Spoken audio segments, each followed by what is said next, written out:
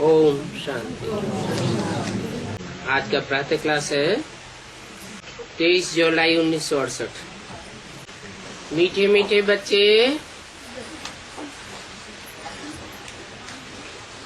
कब सन्मुख होते हैं और कभी दूर चले जाते हैं।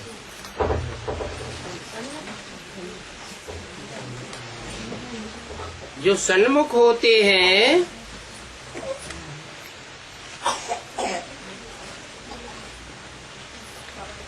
वो फिर वहीं रहते हैं जहाँ याद करते हैं, क्योंकि याद की यात्रा में सभी कुछ समाया हुआ है। गाया जाता है, सन्मुख रहने से नजर से निहाल होते हैं।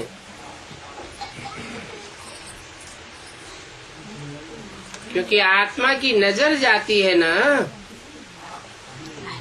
परमपिता परमात्मा में।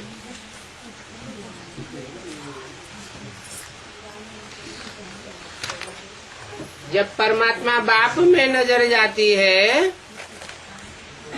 तो उनको और कुछ भी अच्छा नहीं लगता। उनकी याद से ही विकर्म विनाश होते हैं।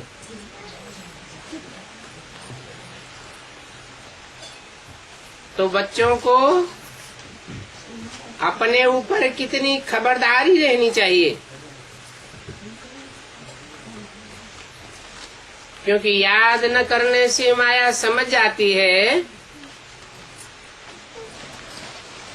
कि इनका भी योग जुटा हुआ है, तो फिर वो अपनी तरफ खींचती है। और जब अपनी तरफ खींचती है तो कुछ न कुछ उल्टा काम कराई देती है।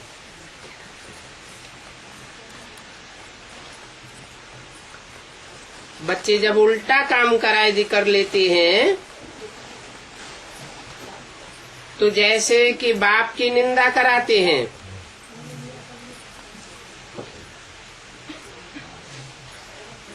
भक्ति मार्ग में गाते हैं, बाबा मेरा तो एक दूसरा न कोई।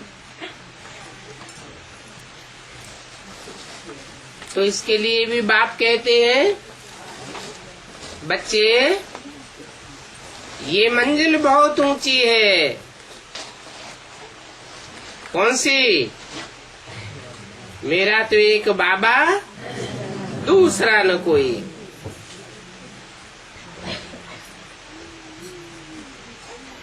इस मंजिल में जो रहने वाले हैं उनकी निशानी है, काम करते हुए भी बाप में नजर लगी रहती है, बाप को ही याद करते हैं। यह है ऊंच से ऊंच मंजिल। कर्म करते याद में रहना, इसमें प्रैक्टिस बहुत अच्छी चाहिए। कोई भी कर्म इंद्रियों से कर्म करते हो, परंतु अगर प्रैक्टिस अच्छी है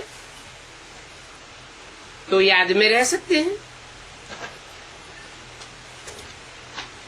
अगर प्रैक्टिस नहीं करते हैं तो जैसे कि बाप की निंदा कराते हैं, वाइब्रेशन खराब कर देते हैं।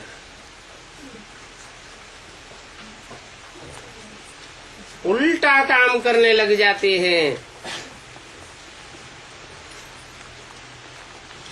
समझो, कोई क्रोध में आकर के आपस में लड़ते झगड़ते हैं तो ये भी निंदा कराई ना। इसमें बड़ी खबरदारी रखनी है। अपने गृहस्थ व्यवहार में रहते हुए बुद्धि एक बाप से लगाना है। व्यवहार में अनेकों के साथ आना पड़ता है,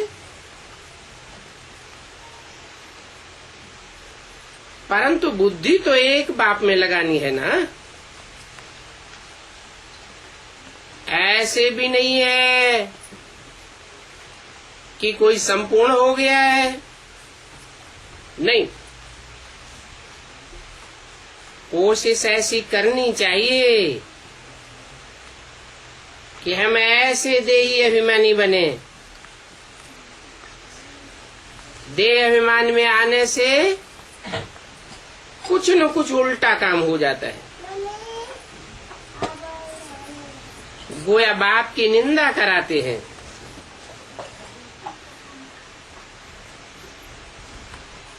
अभी बाप कहते हैं कि सदगुरु की निंदा कराने वाले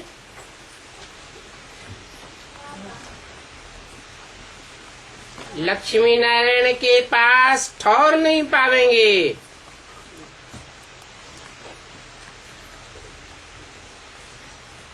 वो गुरु लोग तो ऐसे ही कहते रहते हैं, सदगुरु निंदक ठौर न पावे। वो तो अपने ही घर गृहस्थ का ठौर छोड़ के भागते हैं, फिर औरों से भीख मांग करके ठौर बनाते हैं, मठपंथ बनाते हैं। उनके पास तो कोई ठौर नहीं है। ये बाप आकर के तो नई दुनिया का ठौर देते हैं।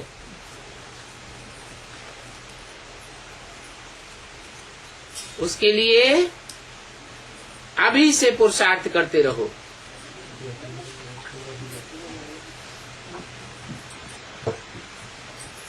पुरुषार्थ करने से तुम बहुत शीतल बन जावेंगे। मन भी शीतल हो जाएगा, तन भी शीतल हो जाएगा, इंद्रियां भी शीतल हो जाएंगी। 5 विकारों की सभी बातें निकल जाएंगी।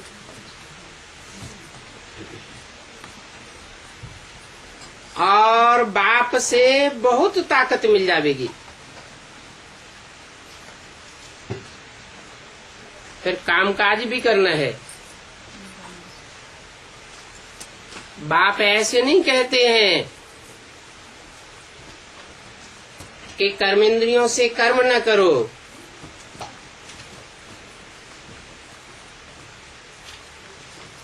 वहां नई दुनिया में तो तुम्हारा कर्म अकर्म हो जाएगा।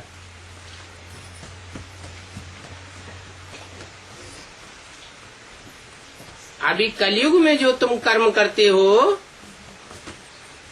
वो विकर्म बन जाते हैं।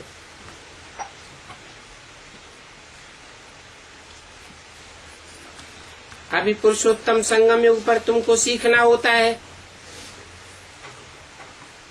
वहां नई दुनिया में सीखने की बात नहीं है।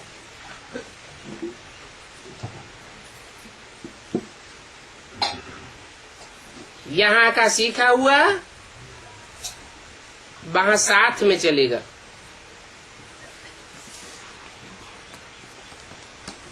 बाप बच्चों को समझाते हैं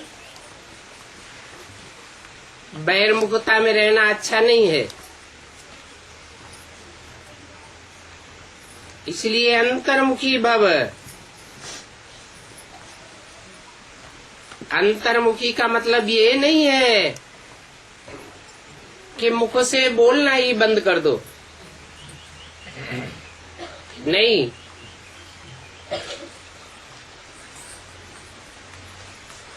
कोई मुख से बोलना बंद कर दे और अंदर से संकल्प चलते रहे, विकल्प चलते रहे, तो वह और ही वायुमंडल को खराब करेगा।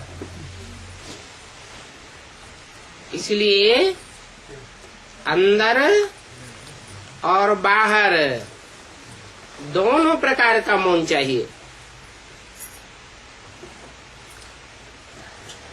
आखिरी वो भी समय आवेगा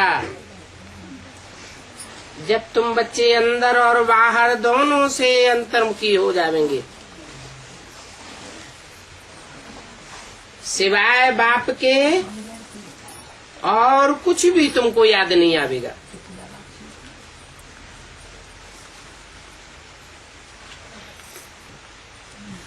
जब तुम परम धाम से आए थे तब भी ऐसे ही स्थिति में आए थे। उस समय तुमको अपनी आत्मा के सिवाय और किसी की भी याद नहीं थी।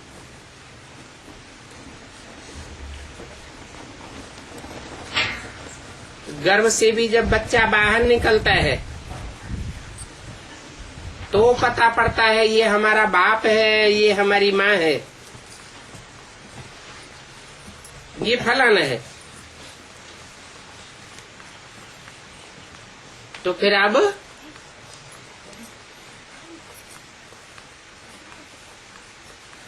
अपने बाप के घर में जाना भी ऐसे ही है। मैं आत्मा और मेरा बाप,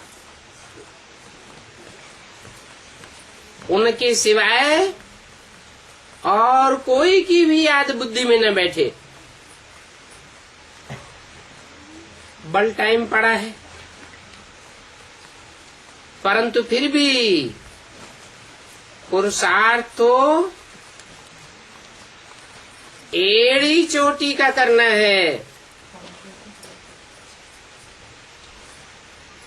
20 नाखूनों का जोर लगाना है, क्योंकि इस शरीर पर तो कोई भरोसा नहीं, कब छूट जाए। सड़क पर चलते चलते मौत हो जाती है।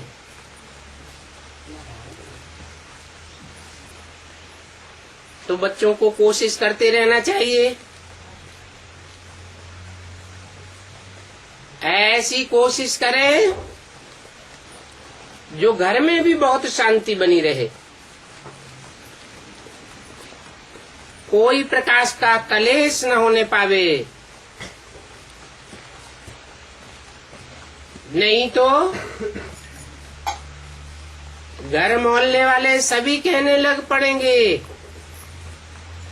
कि इनमें कितनी अशांति है,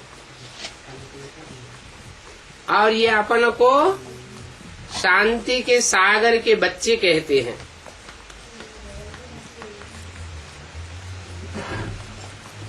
वास्तव में तुम बच्चों को बहुत शांत में रहना है, क्योंकि तुम सुख और शांति दोनों का वर्षा ले रहे हो। शांति का वर्षा अर्थात मुक्ति का वर्षा, सुख का वर्षा अर्थात जीवन में रहते हुए भी दुख दर्दों से मुक्ति का वर्षा। सुख लेते हो, दुख नहीं लेते हो। अभी इस दुनिया में तो तुम कांटों के बीच में रहते हो, नई दुनिया में तो सुखदायी खुशबूदार फूल ही फूल होंगे।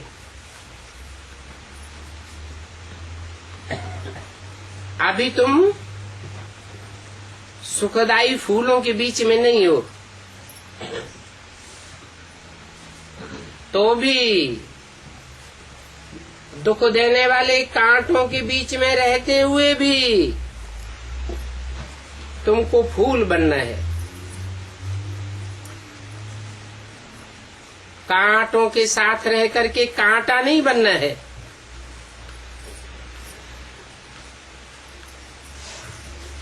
जितना तुम बाप को याद करेंगे उतना शांत रहेंगे। कोई कुछ भी उल्टा सुल्टा बोले, तुम शांत में रहो। तुम्हारी आत्मा का स्वधर्म ही शांत है।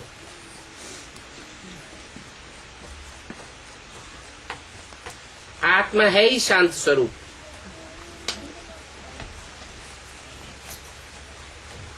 और शांति का मतलब सो जाना नहीं है।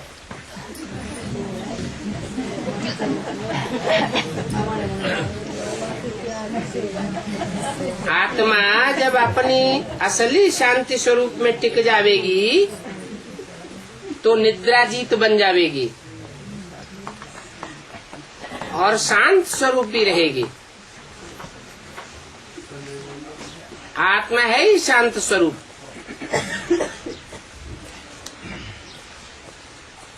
आत्मा अपने स्वधर्म में टिकनी चाहिए।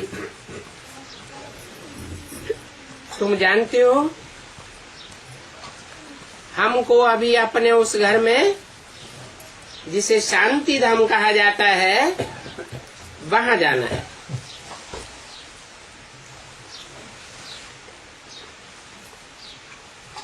बाप भी शांति का सागर है, तुम्हारा घर भी शांति का घर है। शांति धाम कहते हो ना, कहते भी हैं तुमको भी शांति का घर बनना है। वाहियात झरमुई झगमुई की बातें बहुत नुकसान कर देती है। बाप डायरेक्शन देते हैं, ऐसी झरमुई झगमुई की बातें नहीं करनी चाहिए। इन बातों से तुम बाप की निंदा कराते हो।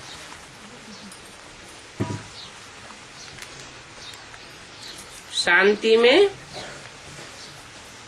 कोई प्रकार की निंदा व विकर्म होता ही नहीं है। बाप की याद में रहने से और ही विकर्म विनाश होते रहेंगे।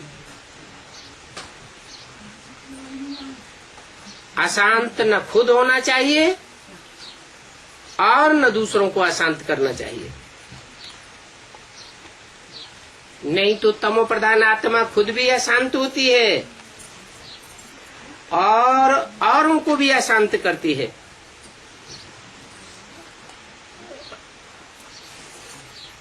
किसको दुख देने से आत्मा नाराज होती है। बहुत हैं जो रिपोर्ट लिखते हैं, खासकर माताओं की ये कंप्लेंट होती है, कहती हैं बाबा जब ये घर में आते हैं तो बहुत दम चक्कर मचाए देते हैं। बाबा लिखते हैं तुम अपने शांति के धर्म में रहो।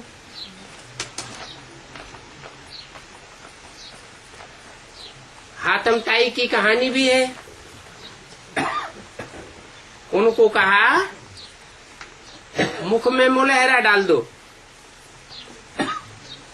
तो आवाज निकलेगा ही नहीं। तुम भी बाप की याद का मुलहरा मुख में डाले रहो, फिर वो भी ज्यादा बोल नहीं सकेंगे। तो तुम बच्चों को शांति में रहना है। मनुष्य शांति के लिए बहुत धक्के खाते रहते हैं। तुम बच्चे जानते हो हमारा बाबा मीठा शांति का सागर है।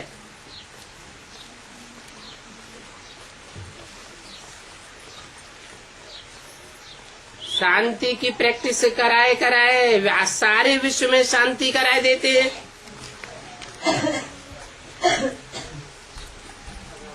फिर अपने भविष्य विश्व मर्तबे को भी याद करो।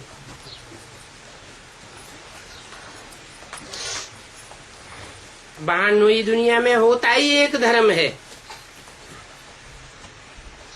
दूसरा कोई धर्म नहीं होता। एक धर्म होने को ही विश्व में शांति कहा जाता है।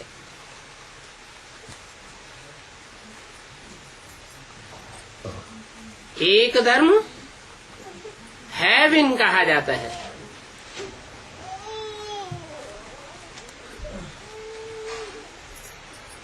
पर जब दूसरे धर्म आते हैं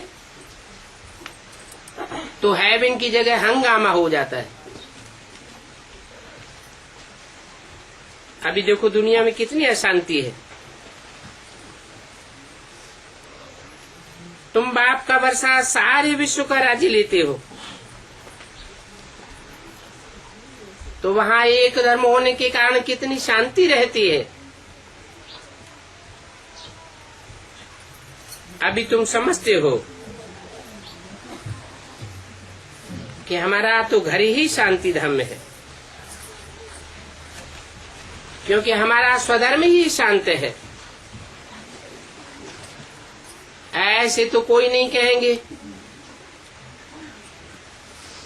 कि हमारे शरीर का स्वधर्म शांत है।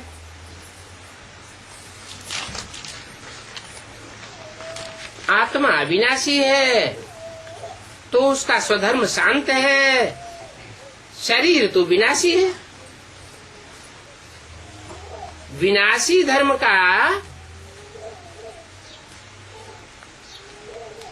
विनाशी ही होगा। तो शरीर विनाशी चीज है, आत्मा अविनाशी चीज है। जितना समय आत्माएं वहां रहती हैं तो कितना शांत रहती है।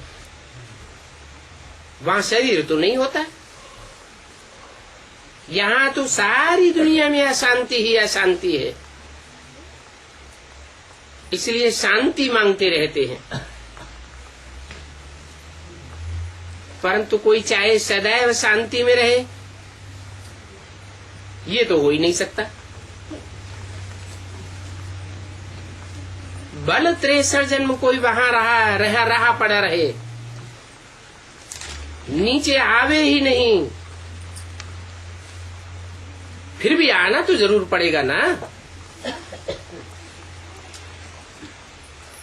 हर एक आत्मा को अपना सुख और दुख का पार्ट बजा करके वापस जाना है। तो इस ड्रामा को अच्छी रीति ध्यान में रखना होता है। तुम बच्चों को ये ध्यान में रखना, बाबा हमको 2 वरदान देते हैं। एक सुख का वरदान देते हैं और एक शांति का वरदान देते हैं।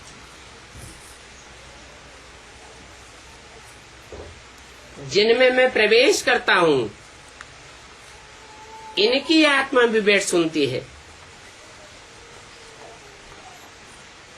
सबसे जास्ती इनके कान नजदीक सुनते हैं।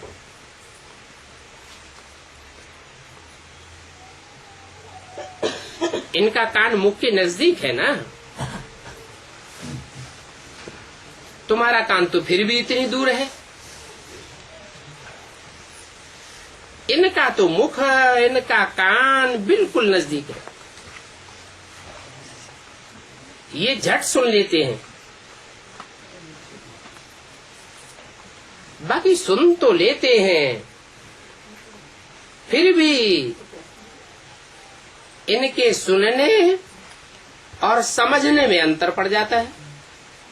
इनके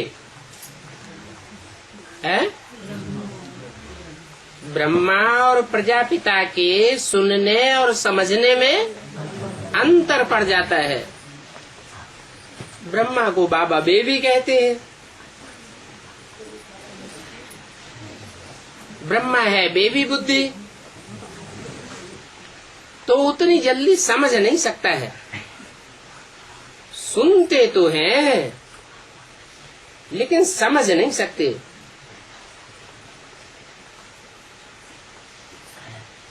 और राम बाप को कहा जाता है। बाप तो होता ही समझदार है, इतना समझदार कि सुनने के साथ साथ समझता भी जाता है। बाकी दोनों के कान झट सुनते हैं।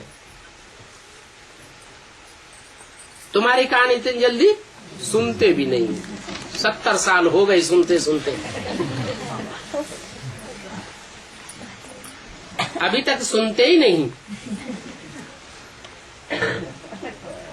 समझने की बात तो और भी दूर हो जाती है।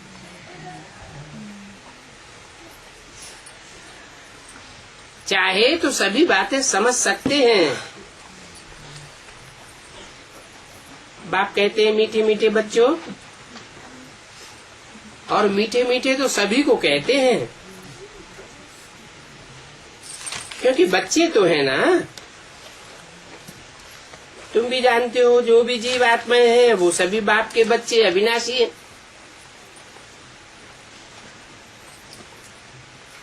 शरीर तो बच्चे नहीं है, शरीर तो लौकिक बाप का बच्चा होता है। पारलौकिक बाप तो है ही आत्मा,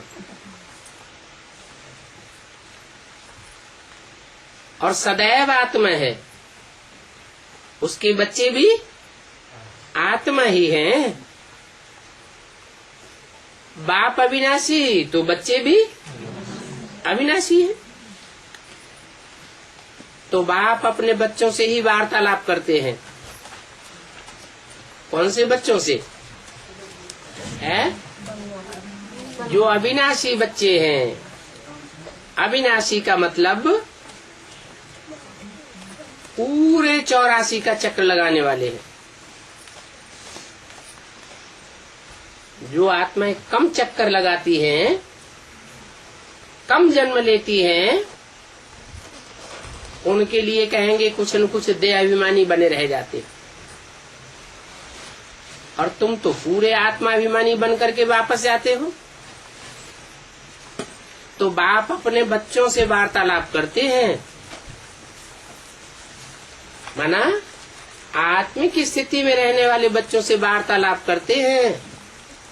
देवान में रहने वाले बच्चों से वार्तालाप नहीं करते हैं। इसको कहा जाता है रूहानी नॉलेज।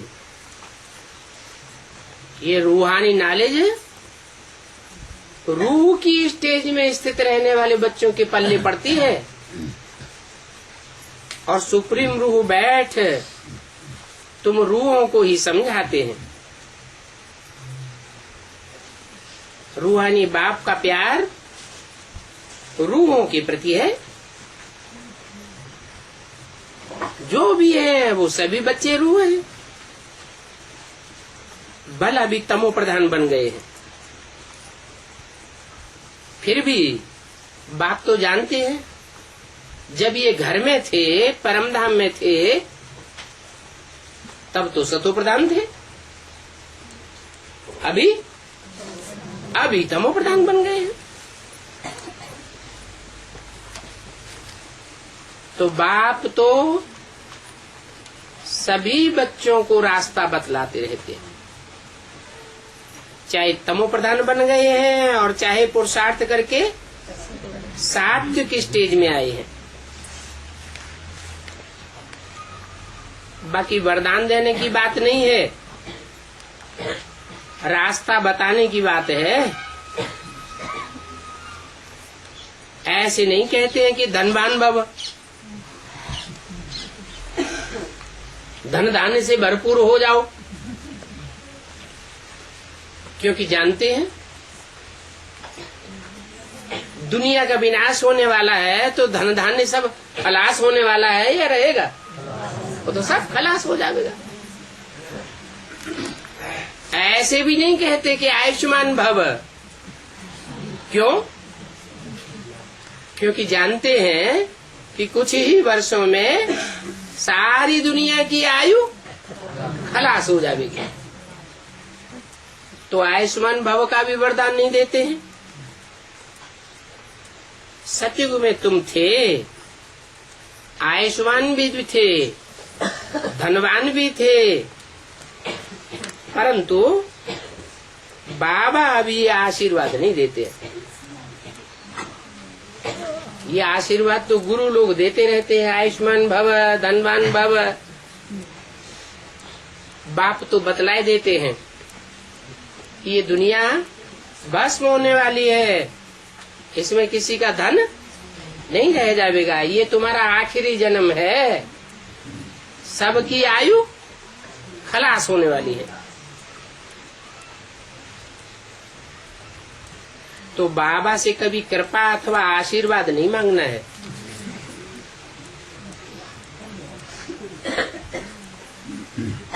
बाप कृपा नहीं करते हैं, क्यों? एक के ऊपर कृपा कर देवे तो दूसरे कहेंगे कि हमारे ऊपर तो की नहीं,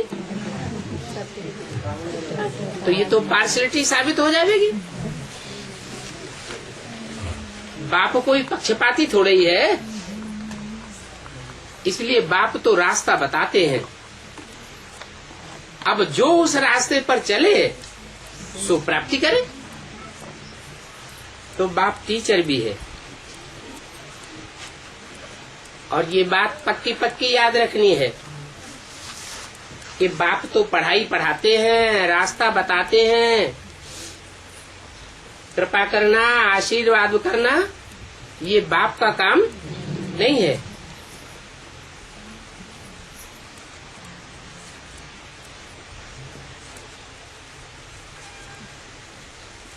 तो वो शिव बाबा हमारा बाप भी है, टीचर भी है, और ज्ञान का सागर भी है।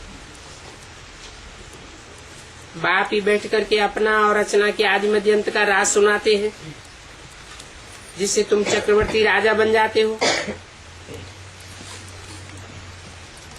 ये सारा ही चक्कर ऑलराउंड है, बाप समझाते हैं। इस समय ये सारी दुनिया रावण राज्य में है, एक भी आत्मा ऐसी नहीं है जो इस रावण राज्य से बाहर हो। सबके ऊपर रावण का कंट्रोल है। वो भक्ति मार्ग वाले तो समझते हैं कि रावण का राज्य सिर्फ लंका में था। वास्तव में ये सारी दुनिया ही बेहद की लंका है। इसके चारों तरफ पानी ही पानी है।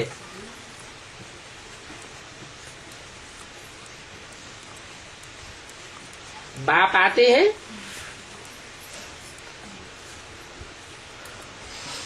तो विष्णु की दुनिया बनाते हैं। विष्णु की दुनिया का नाम क्या होता है? क्षीर सागर। वहां दूध और दूध की नदियां बहेंगी। अब ये सारी दुनिया राम की बनेगी। अभी तो रावण राज्य है।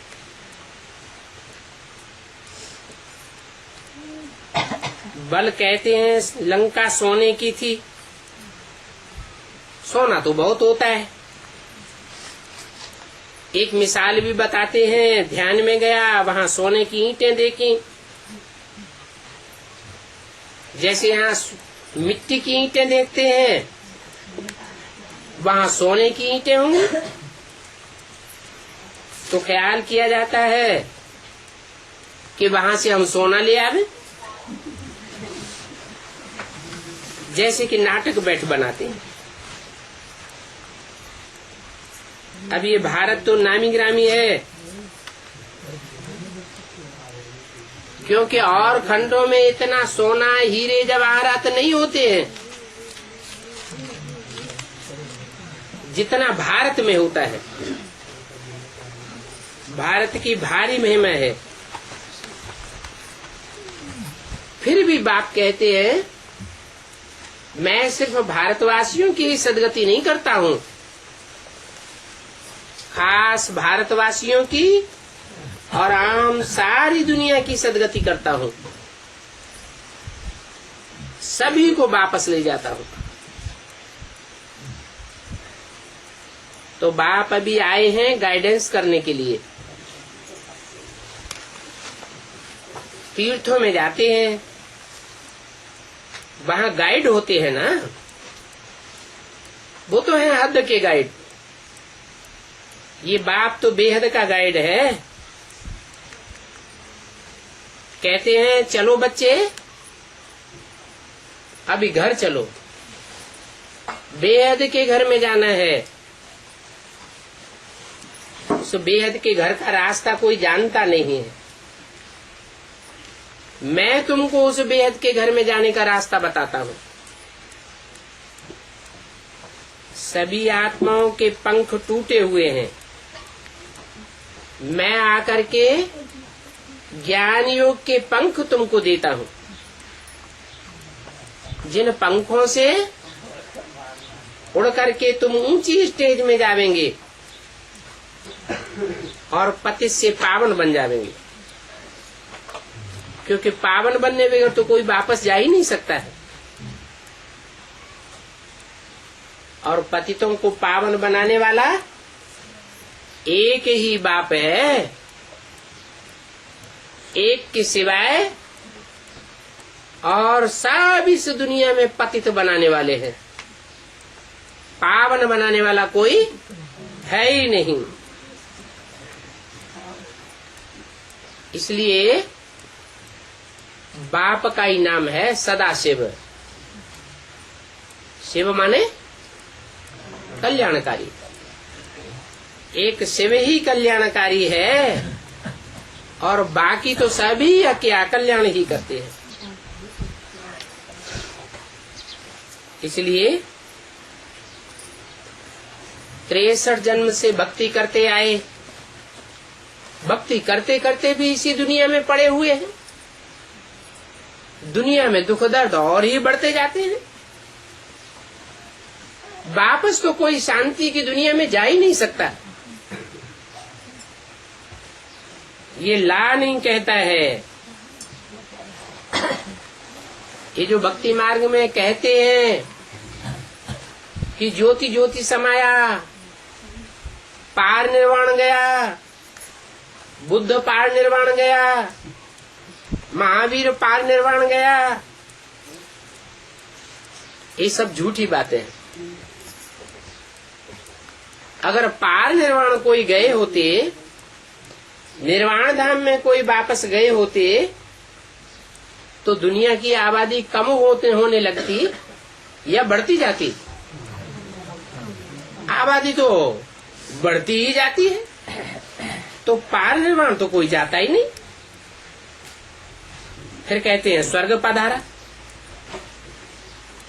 जो मरेगा उसके लिए कहेंगे स्वर्ग पधारा।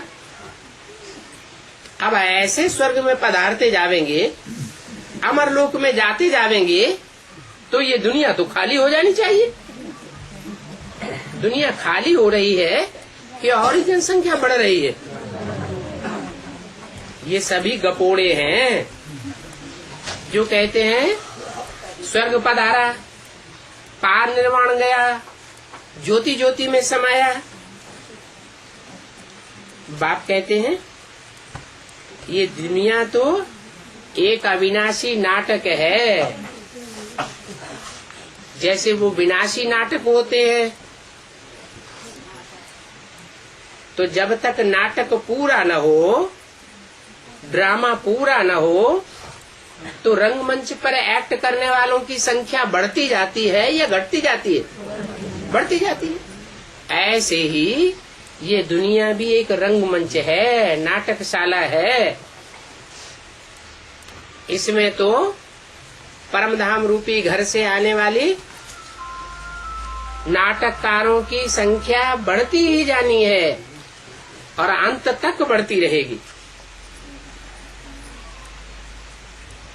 ये अविनाशी ड्रामा है, इसका अंत कभी नहीं होता है। बाप समझाते हैं, कल तुम हमारे पास आए थे,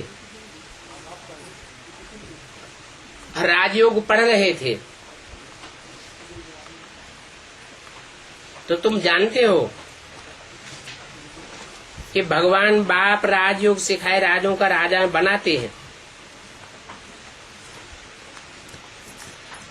और ऐसी पढ़ाई बाप के सिवाय और कोई भी नहीं पढ़ा सकता। कौन सी पढ़ाई है? राजा बनाने वाली पढ़ाई, राजाई की पढ़ाई, और कोई नहीं पढ़ा सकता। मानो अंग्रेज आए, अंग्रेजों ने ढेर सारे कॉलेज खुलवाए, यूनिवर्सिटीज बन गई। वहां जो पढ़ाई पढ़ते हैं वो सब विनाशी पढ़ाई पढ़ते हैं। इंजीनियर बनावेंगे, डॉक्टर बनावेंगे, राजा तो नहीं बनावेंगे। चाहे इंजीनियर बने, चाहे डॉक्टर बने, चाहे कोई भी ऊंची से ऊंची पढ़ाई पढ़े, बड़े बड़े ऑफिसर बन जावे तो भी कहेंगे नौकर हैं। नौकर माने राजा, नौकर माने नौकर, दास दासी। राजा तो कोई बनते ही नहीं है। ये राजाई की पढ़ाई तो बाप ही आकर के पढ़ाते हैं, और तो हिस्ट्री में कोई नहीं ये राजाई पढ़ाई नहीं है। तो देखो ये बातें और कोई समझा ही नहीं सकते, और तुम बच्चों के सिवाय ये बातें कोई समझ भी नहीं सकते। अभी बाप समझाते हैं कि तुम बच्चे 63 जन्म गटर में पड़े हुए थे। तुम्हारी बुद्धि गोमूत में रमण करने वाली बन गई। उसमें तुमको कितना सुख आता था, बाहर निकलने की दिल ही नहीं होती है। घड़ी घड़ी वो गटर ही याद आता रहता है। देखने से ही कहते अभी फिर उस गटर में जाऊं। नहीं देखते हैं तो भी बुद्धि उसी गटर में जाती है। 63 जन्म की आदत पड़ गई है ना। बाप कहते हैं ज्यों ज्यों समय इस दुनिया का बीतता जाएगा, क्यों क्यों माया और ही जोर से उस गटर की याद दिलाती जाएगी।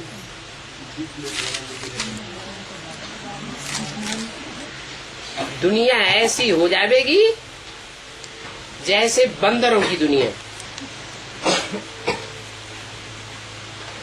तो तुम बच्चों को तो बहुत खबरदार रहना है। इसी बात पर तुम्हारी युद्ध है माया से। इस युद्ध में ये आंखें बड़ा धोखा देती है।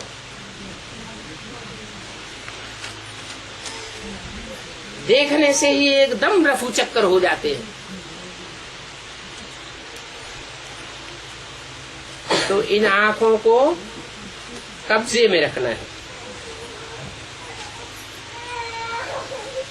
देखा गया है कि भाई बहन के संबंध में भी दृष्टि ठीक नहीं रहती है। तो अभी बच्चों को समझाया जाता है कि अपन को आत्मा आत्मा भाई भाई समझो। ये सभी कहते तो हैं कि हम आत्मा आत्मा भाई भाई है। ये तो कहने की बात हुई, परंतु अंदर से ऐसा अनुभव करते हैं क्या? समझते हैं क्या? अनुभव तो नहीं करते। तो जैसे कि मेढक हो गए, मेढक फालतू ही ट्रा ट्रा करता रहता है।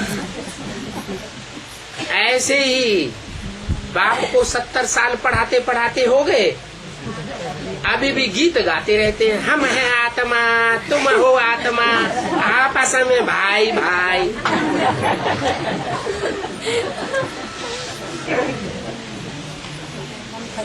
अरे आत्मा स्टार प्रकृति के बीच में याद आता है। प्रकृति में आत्मिक स्मृति की प्रैक्टिस पक्की हुई है। अगर पक्की हुई है तो कहेंगे कि समझ है। नहीं तो बहुत ऐसे बोलते रहते हैं कि आत्मा को कैसे याद करें।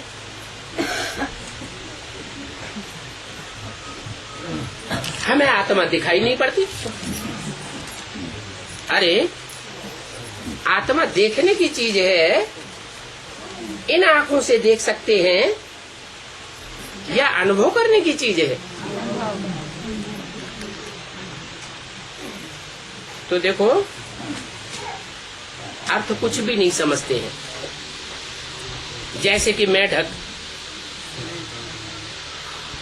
अभी तुम बच्चे तो बाप की हर यथार्थ बात का अर्थ समझ गए हो। बाप मीठे मीठे बच्चों को बैठ समझाते हैं कि तुम बच्चे एक बाप के आशुक भक्ति मार्ग में भी थे, वहां भी तुम एक मासूक को याद करते थे। जन्म जन्मांतर कहते आए हाय राम, हे भगवान रहम करो, ऐसे कहते थे ना। तो देखो इस दुख की दुनिया में ऐसे कहते हैं। नई दुनिया स्वर्ग में तो कब ऐसे नहीं कहेंगे, हे भगवान, हे राम, हाय राम रहम करो। क्यों नहीं कहेंगे? वहां तो राम का राज्य होता है, और यहाँ तो सारी दुनिया में रावण का राज्य है। अभी तुम बच्चों को राम राज्य में ले जाते हैं, तो समझना चाहिए कि जब हम राम के राज्य में जाते हैं तो राम की श्रीमत पर चलना चाहिए ना। और राम की श्रीमत पर कैसे चलेंगे? है?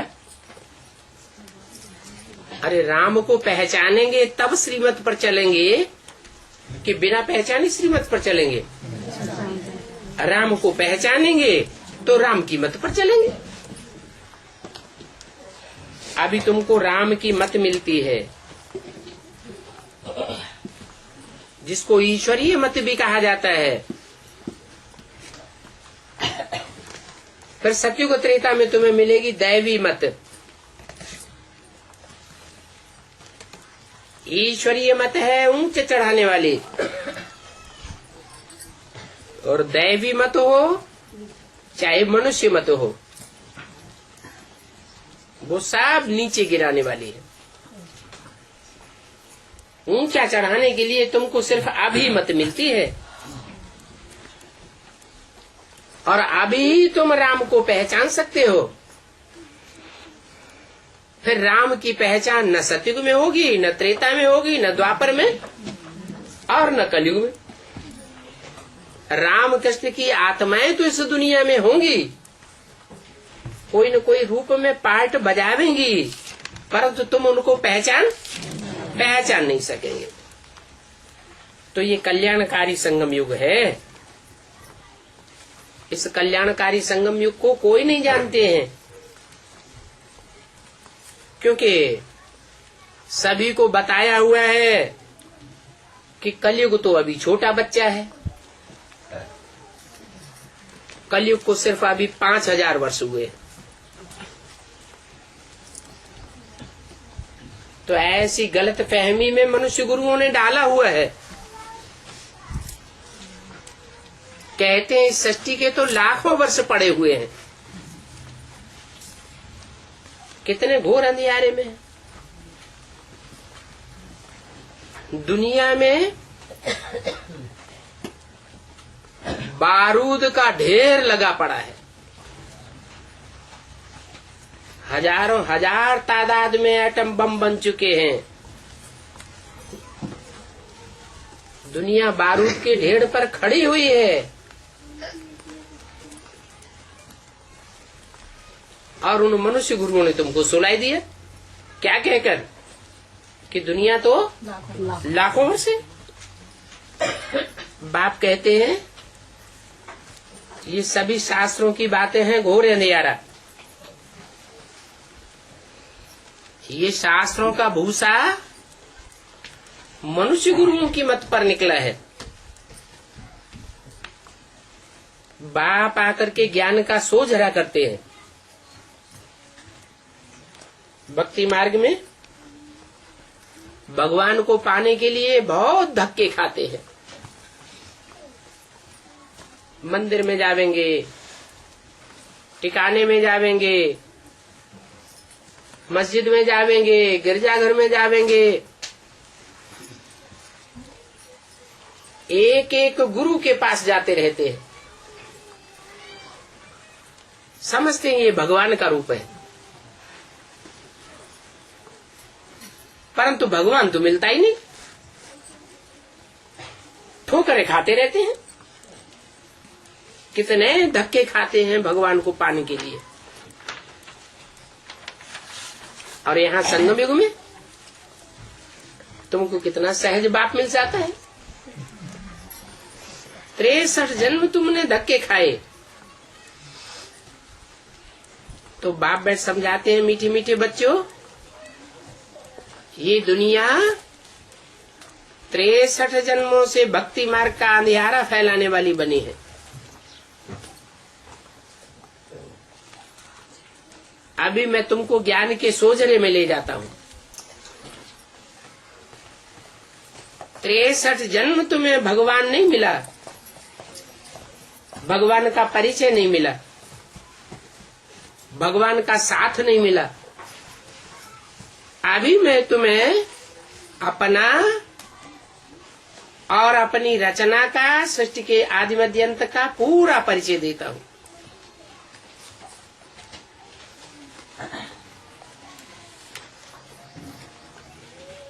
तेईस जुलाई 1968 की वाणी का तीसरा पेज।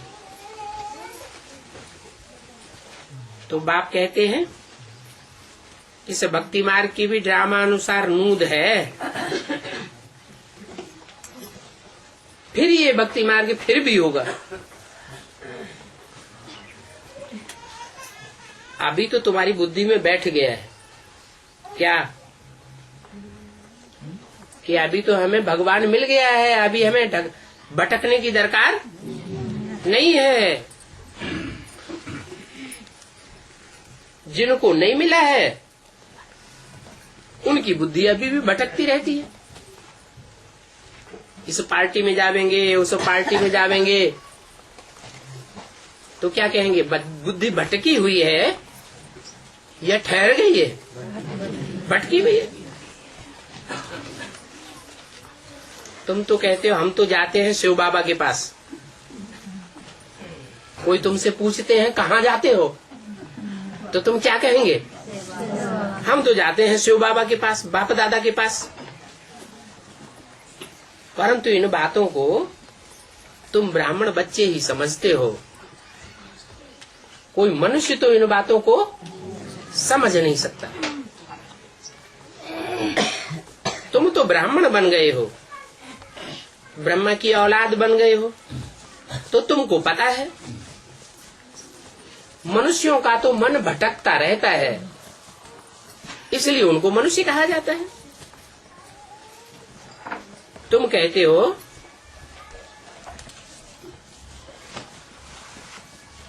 कि मनुष्य इन बातों को नहीं समझ सकते। समझने के लिए ब्रह्मा की औलाद बनना पड़े। तुम्हारे में भी कोई कोई है जिनको पूरा नहीं निश्चय नहीं बैठता है, तो माया उनको एकदम हप कर लेती है।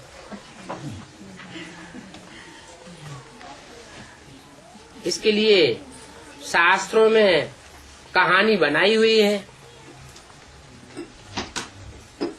माया ग्राह ने गज को अर्थात हाथी रूपी महारथी को पकड़ लिया, हप कर लिया। फिर क्या होता है?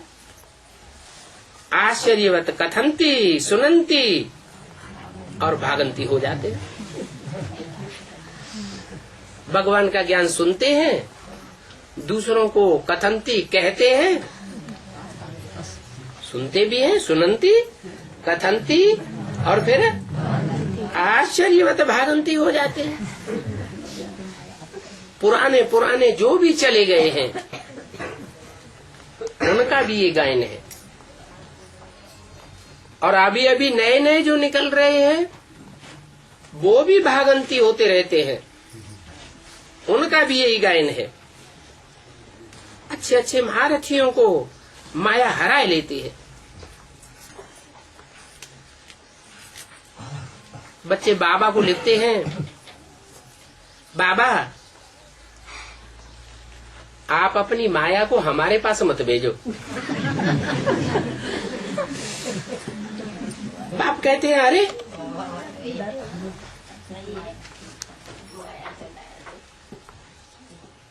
हम माया को बेटी कहता हूँ, परंतु ये तो माया भी बेटी है क्या? मना जो असली बेटी होगी उसके चरित्र में, और जो मायावी बेटी होगी उसके चरित्र में फर्क होगा या नहीं होगा? बहुत फर्क होता है। तो बाप कहते हैं ये मेरी बेटी नहीं है, ये मेरी थोड़ा ही है। माया किसकी है? माया तो रावण की है, माया मेरी मेरी नहीं है। रावण अपना राज्य करते हैं माया के ऊपर।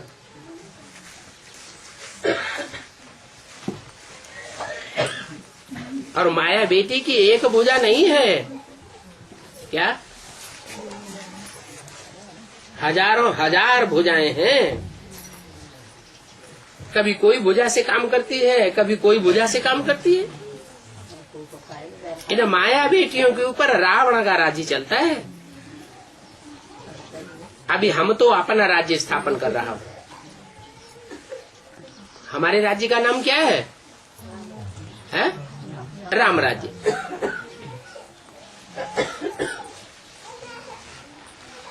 वो समझते हैं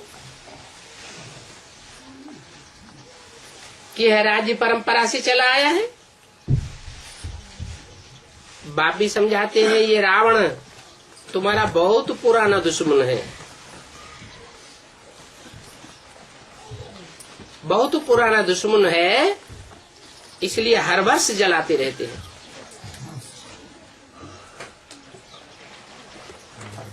बहुत वहां जाते हैं रामलीला देखने के लिए, जहां रावण को जलाते हैं। मैसूर में तो बहुत रावण जलाते हैं, दशहरा बहुत मनाते हैं। कहाँ? क्यों? मैसूर में क्यों? सूर माना सूर्य।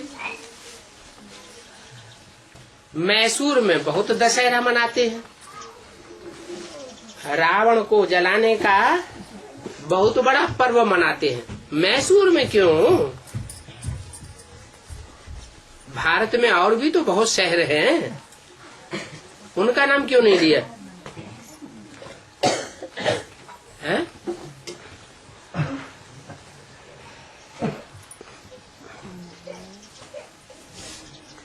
अरे भारत में चंद्रपुर नहीं है क्या? है?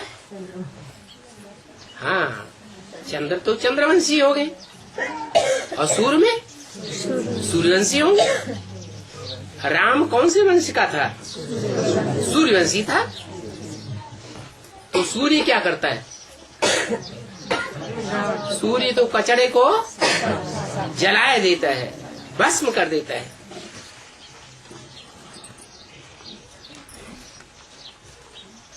तो बहुत वहां जाते हैं रावण को जलाने के लिए। समझ कुछ भी नहीं है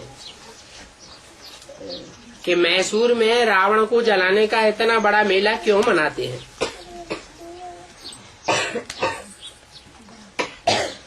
फिर रामलीला में दिखाते हैं कि राम ने इतनी बड़ी बंदरों की सेना ली।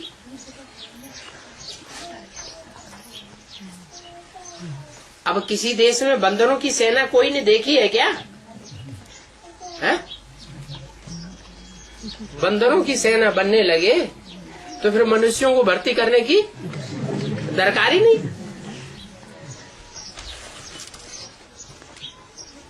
अभी तो बाप ने तुम्हारी सेना का नाम दिया है शिव शक्ति सेना।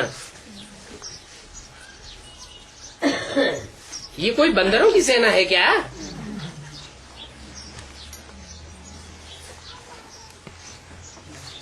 उन्होंने फिर सेना का नाम डाल दिया है बंदरों की सेना।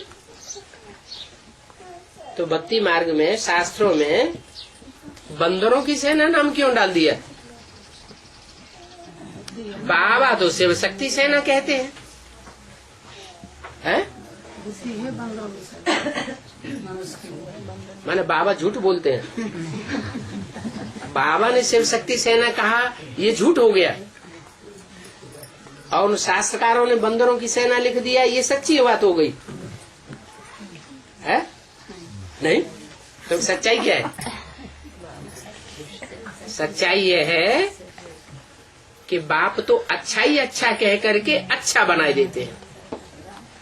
क्या बाप ये नहीं कह देखते कि ये भिखारी है, ये बंदर है। बाप तो भविष्य का रूप देखते हैं। इसलिए कहते हैं तुम हो शिव शक्ति सेना। बाप की नजर तुमको ऊंची नजर से देखती है या नीची नजर से देखती है? ऊंची नजर से देखती है। और वो गुरु लोग नीची नजर से देखते हैं एक दूसरे को। इसलिए उन्होंने राम की बंदर सेना दिखाई दी।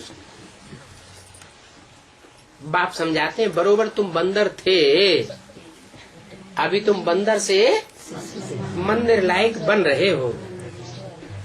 अभी तुम शिव बाबा से शक्ति ले रहे हो ना, तो शिव शक्ति सेना हो। रावण पर जीत पाने के लिए तुम शक्ति लेते हो। और ये भी जानते हो कि बाप ही आकर के राजयोग सिखाते हैं। इस पर अनेक प्रकार की कथाएं बना दी हैं। अमर कथा, तीजरी की कथा, सत्यनारायण की कथा, कितनी कथाएं बनाई हुई है। अभी तुम तो जानते हो कि बाबा अमर बनने की कथा हमको सुनाए रहे हैं। इसलिए बाबा कहते हैं तुम सब पार्वतियां हो। उन्होंने तो लिख दिया है, एक पार्वती को कथा सुनाई, बाकी कोई पहाड़ों पर कथा नहीं सुनाई। क्या मतलब हुआ पहाड़ों पर कथा सुनाई? उसका कि ऊंची स्टेज में, निराकारी स्टेज में बैठ करके ये ऊंची ऊंची बातें सुनाते हैं। ज्ञान की ऊंची ऊंची गहराइयों की बातें सुनाते हैं। बाकी ऐसे भी नहीं है कि शंकर ने पार्वती को कथा सुनाई। नहीं, कथा कौन सुनाते हैं सच्चाई की? है शिव बाबा सुनाते हैं। शंकर तो खुद ही याद में बैठता है। तो जो याद में बैठता है वो पतित है या पावन है? वो तो खुद ही पतित है। नहीं तो पावन को याद करने की क्या दरकार? अच्छा, ओम शांति। शिव बाबा हम खाली बैठते हैं तो व्यर्थ के संकल्प चलते हैं, तो फिर क्या हम टीवी देख सकते हैं? अब बाबा ने बोला इस दुनिया में पतन के सबसे बड़े दो कारण पैदा हो गए कलयुग के अंत में। एक है बाइस्कोप, जो आज टीवी में भी देखा जाता है, फिल्म, और दूसरा है उपन्यास। ये दो चीजें आत्मा के पतन के सबसे बड़ी कारण है। अब कोई पूछे बैठ करके, बाबा हम खाली बैठते हैं तो व्यर्थ के संकल्प चलते हैं, तो हम क्यों ना जहाँ जुआ खेला जाता है वहाँ जुआ खेले जाके। अरे जुआ खेलने में इतना पापाचारी नहीं बनेंगे, बुद्धि उतनी भ्रष्ट नहीं होगी, टीवी देखने में तो एकदम भ्रष्ट हो जाएगी। थाले बैठे